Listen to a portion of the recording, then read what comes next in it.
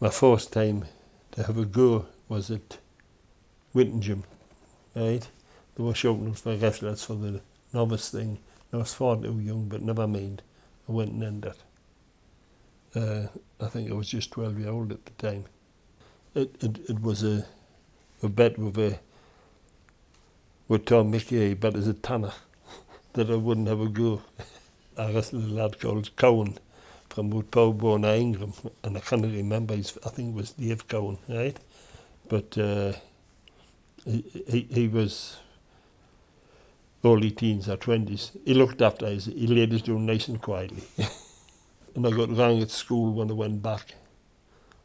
Because before it was in the paper I had been wrestling, and I was told I shouldn't have been. But it never deterred me, right? I wrestled from then until I was 42. I wrestled for about 30 years. Yeah. I wasn't the most successful one around about here, mind, but I've always been keen. And then after I finished wrestling, I coached the wrestling, right, at Rothbury and Thropton.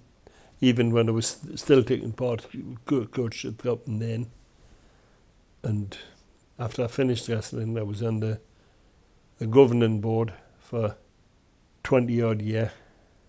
And then I was president for 1 year.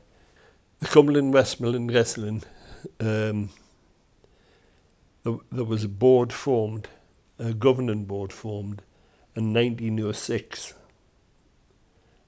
because there was a lot of barney and a bit cheating, some people buying, selling falls. It wasn't as clean as it is today, right? They set the rules if there's any discipline needed, right?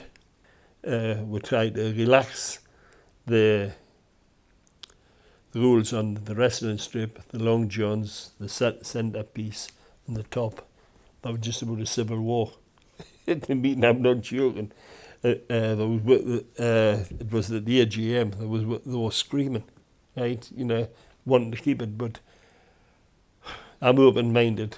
It's maybe had its time, you know what I mean? It should be relaxed a bit, because it sometimes puts young lads off if they're out there in long johns, fancy knickers, and an embroidered top. You know what I mean? If they're a bit younger, they get teased about it, and that shouldn't happen. So I'm open-minded. I like the old strip because it's there, the tradition, but you've got to move with the times. Main changes for as soon as you took a grip, right, you could be walking around a boat and twisting this, that and the other, but now we've got to stand completely still with your feet in the same place, and your hands have got to be round the opponent's shoulder blades, right, and the referee will say, on your guard, wrestle. Now, that's today. That was a big change, that. And you could pull your head out, right? Which, if you pull your head out now, you stop wrestling and you start again, right? It's one of the few sports that's never, ever really changed very much. But there's fewer wrestlers now, and you go the best of three all the way through, which I feel isn't a good thing, because when it was a single fall, the lesser wrestler had more chance of beating the better wrestler once than he has beaten him twice. The lesser wrestler, you say today, he'll get the first fall, but he doesn't get the next two. And that discourages them from continuing, right?